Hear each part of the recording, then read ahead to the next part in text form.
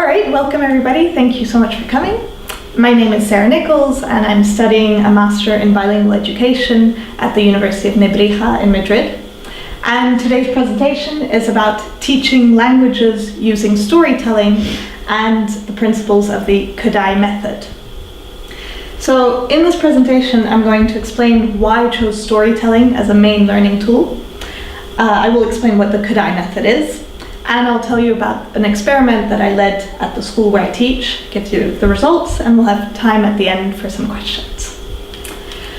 So storytelling for me was a very obvious choice because not only am I a teacher, but I'm also a musician and a storyteller. And I use a lot the tools of storytelling within my teaching and of course for academic presentations like here. And storytelling is really the oldest form of teaching. And there has been a lot of research done on the effects of using storytelling as a tool for learning languages. The professor Claudio Lucareschi did a literature review in 2016 about all of the different studies that have been done on this topic. And these are only some of the studies that have been done. There are many, many more. And in all of the studies, there are very positive results. Some of the studies, actually, there are only positive results and not even any negative ones. So using storytelling seemed like a really good choice for the experiment that I wanted to lead. Now, the Kodaly method is actually an interactive, collaborative approach to music education. It was started in the early 20th century by the Hungarian composer and educator Zoltán Kodály. And his goal was really to motivate children to love music and not necessarily become professional musicians, but to develop a full, well-rounded knowledge of music and of course a passion for it. The methods are highly interactive, very engaging and very collaborative.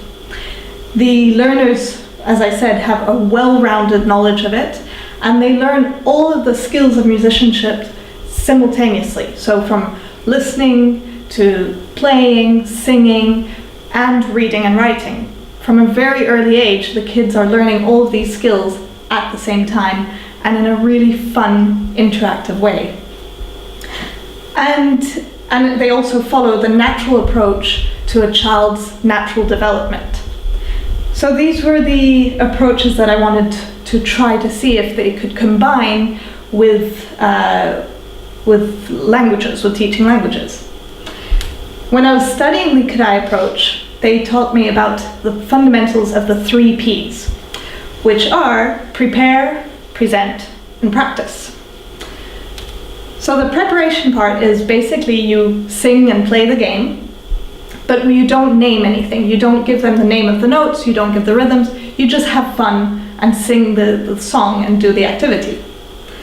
Then you present it, you make the learner conscious of what all the elements are, you teach them the names of the notes, the rhythms, etc.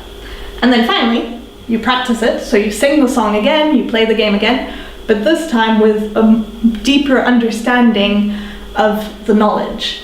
And you can take it to a more advanced level, like going into creation, composition, improvisation. So these 3 Ps, you use it at every beginning of an activity. And as I said, all the skills are being used constantly, simultaneously. And I wanted to see if this could work with language learning, but with, instead of the music knowledge, with the language knowledge, and using all of the communication skills at the same time, listening, speaking, reading, and writing. So this led to the experiment. I teach at an international school in Nebrija, just outside of Barcelona, and I led this experiment with years 7, 8, and 9, which are the ages of 11 to 14 years old. And I teach French there as a third language actually. And the main goal was that I wanted to motivate the students, get them engaged with the language, and as I said, develop all the communication skills simultaneously rather than doing separate activities for each. And of course, I wanted them to learn this in a natural way, and in a very positive, fun environment.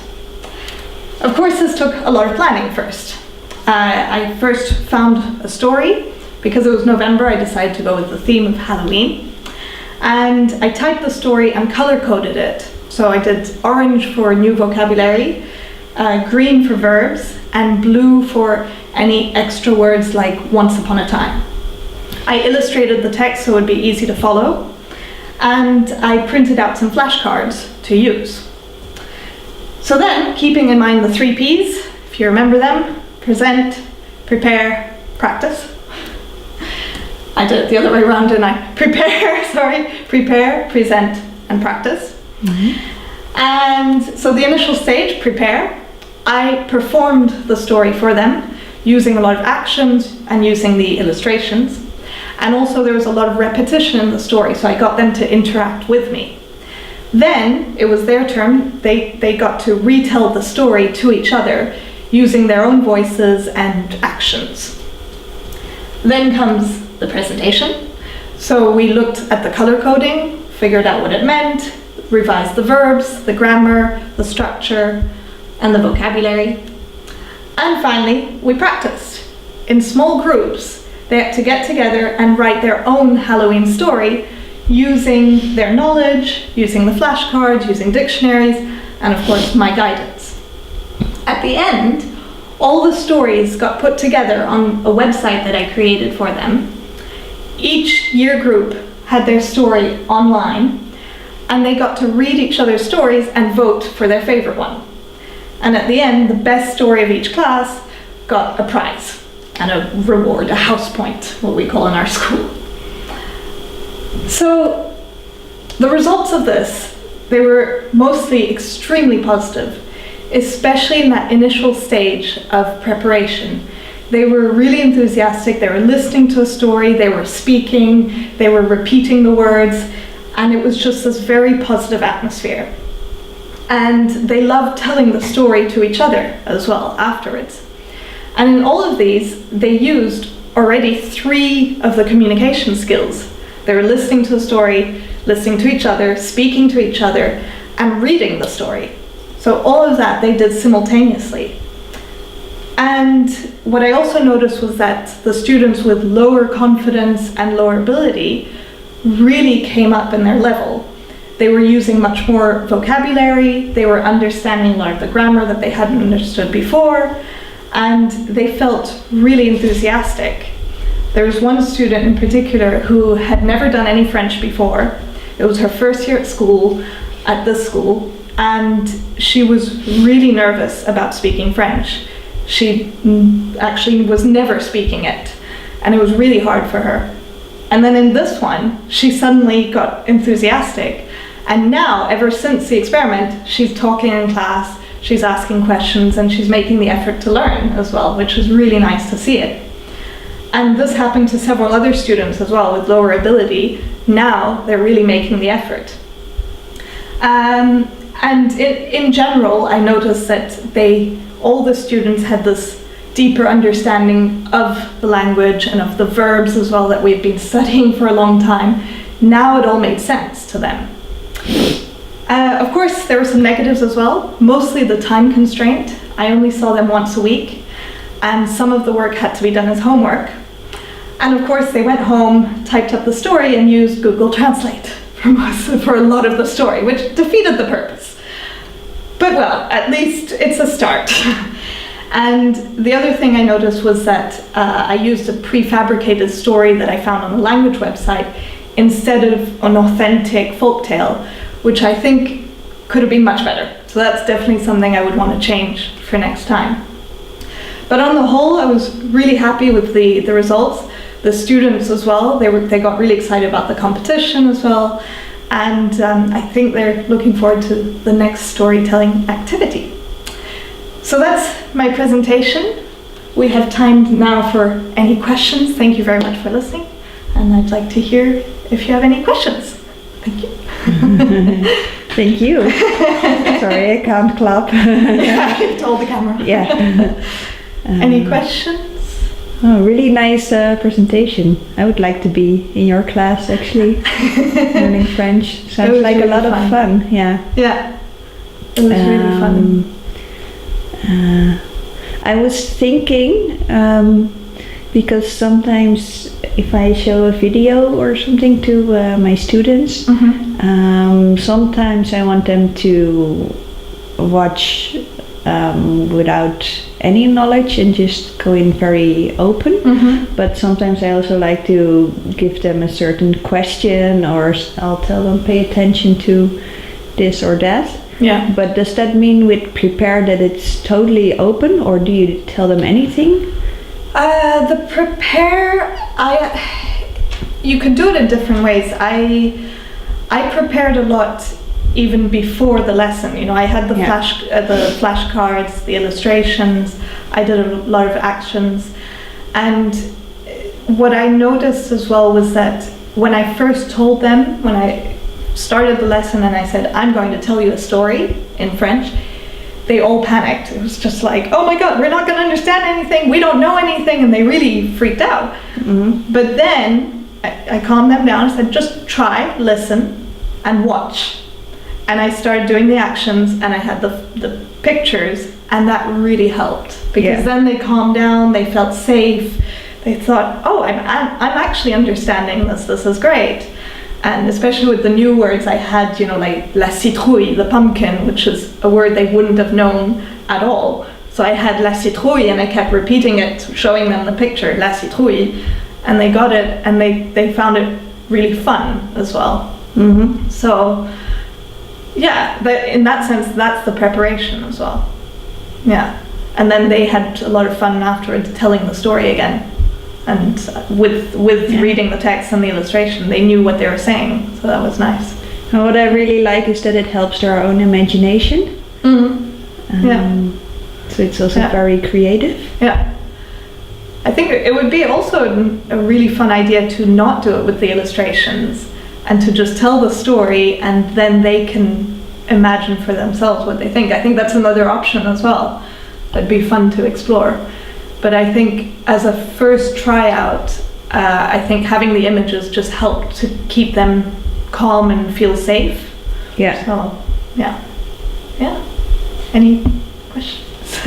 So do you think that this method is a way to combine all the learning methods that would include, you know, all the different learning abilities in kids, like listening, learning by listening, learning by seeing the visual aspect of it, or the sensorial aspect of it? Or would that be a way of combining all of that and being able to teach a very,